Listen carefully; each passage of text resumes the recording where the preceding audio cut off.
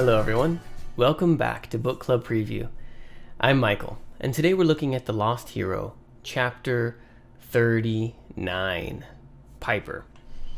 Now, like many of these chapters, it starts off with Piper dreaming. And she's dreaming of Jason, and they're on top of this building, and they're watching a meteor shower. And it's really romantic, and they start dancing, and then they kiss, and Piper's just loving this dream. But then the dream changes a little bit. And she's in the shopping area that Medea owned. And there was this really beautiful woman shopping around. And Piper's mom? And yeah, it's Aphrodite.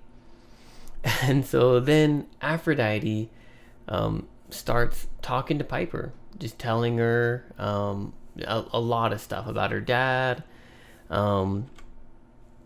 She gives Piper this memory potion that will erase Piper's dad's memory over the last few days. Otherwise, he'll probably be crazy. And so Aphrodite thinks it's the best choice to wipe his memory.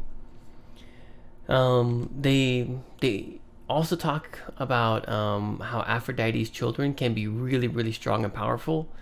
We think about Hercules, Hercules is I think the biggest one that I can think of, or even Percy Jackson. These demigods that are super powerful, super strong. And then Aphrodite's kids are kind of, causing drama all the time. But Aphrodite gives some examples of when her children were really, really powerful and really strong. And especially one of her sons became like the founder of Rome. And so Aphrodite is telling Piper, you can be that powerful too. Yeah, it's a different kind of power, but you have that potential. So don't think of yourself as small. Aphrodite then kind of talks a little bit about the beginning, right? There was the chaos, like Tartarus, and then out of Tartarus came Gaia and Uranus, the earth and the sky, and then the Titans came from Uranus, I believe. And then they decided to kill their father. And out of all the pieces of Uranus that fell into the ocean, Aphrodite rose up. So even though Aphrodite is one of the Greek gods, she's kind of different because she kind of, in her story, came from the pieces of Uranus. And so she's kind of like that same level as a Titan, in a way. And so she's saying that same power goes into her children. Then she starts talking about Gaia, the earth, and how Gaia is the enemy. Gaia is the patron that has been letting all the bad people, all the monsters out of Tartarus, and is letting really powerful bad people come back to life, and is the one trying to wake the giants. And Piper's like, what? We're supposed to fight the earth? And Aphrodite's like, yeah, that's your enemy. But really, you have to defeat the giants before she wakes up. That's the main point. Aphrodite tells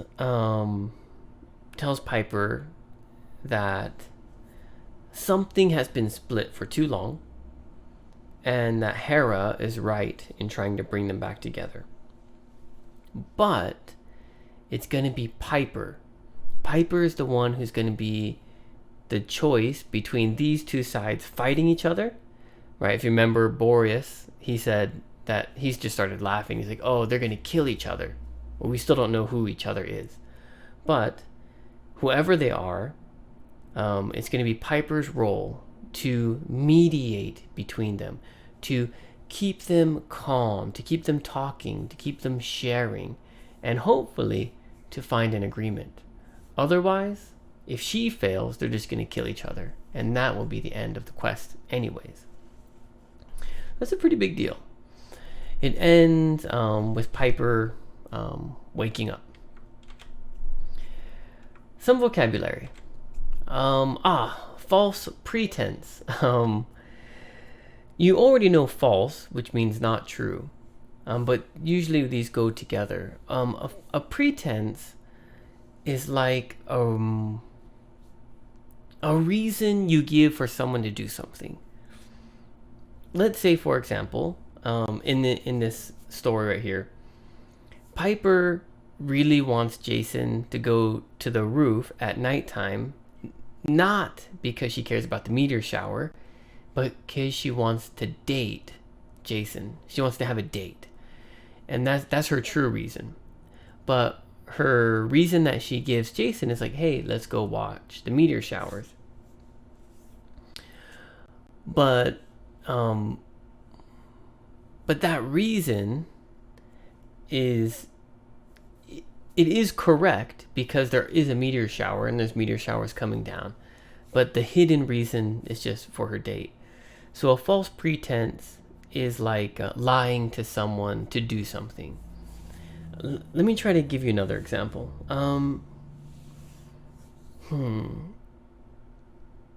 Let's say you have a friend, okay? And that friend wants to borrow some money from you, right? So that friend doesn't just walk up to you and say, hey, can I borrow some money? Maybe they want to sweet talk you a little bit. And they say, oh, hey, why don't you come have coffee with me after school today or after church, whatever. You say, oh, yeah, that sounds great. And you think the pretense, the reason is just to chat, just to be friends. But when you get there, suddenly they start saying like, hey, could you give me $100, $200? And you're like, what? I thought you just wanted to hang out. They got you there. They got you to the cafe under false pretenses, false reasons, or false beliefs. Make something up. You might understand this as just creating something, but in this case it means to make a lie up, to make a story. So, Piper and Jason are on the roof. If a teacher came up there and said, hey, what are you kids doing?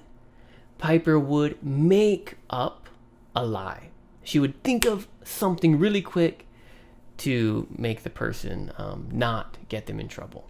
Make something up. Vivid. Vivid means with very clear detail. We think about a dream. And a dream is kind of blurry. But in this case, Piper's dream is really clear. Maybe she can feel the kiss from Jason's lip. Maybe she can feel the warmth of them being in the blanket together. Right? All these things have such high detail that they're vivid. Orchestrated means planned, right? You can think of like an orchestra or a conductor. A conductor, no, that doesn't really work. But orchestrated means to plan something. So Gaia is the reason that the Titans killed their father. She orchestrated, she planned it. She moved all the things so that way it would go in the right direction, right? Which, like a conductor orchestrates an orchestra. He controls them and tunes them up to make this one beautiful song or music piece, whatever. And that's what Gaia did. She orchestrated. She created the plan. She controlled the plan. Discussion question. Well, Aphrodite says something to Piper. She says, the greatest motivator in the world is love. And that's why Aphrodite's children can be so powerful. because love is so powerful. But my question to you is, do you agree with her? What do you think is the greatest motivator in life? There's 100 different things that can motivate people. Which one is the greatest? Or, if that's too tough, you can even think like, what do you think is the least motivator in the world?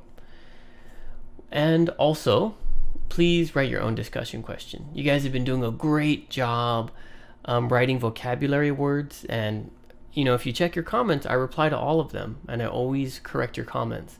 And you've been also adding your discussion question in those comments. So I really appreciate that.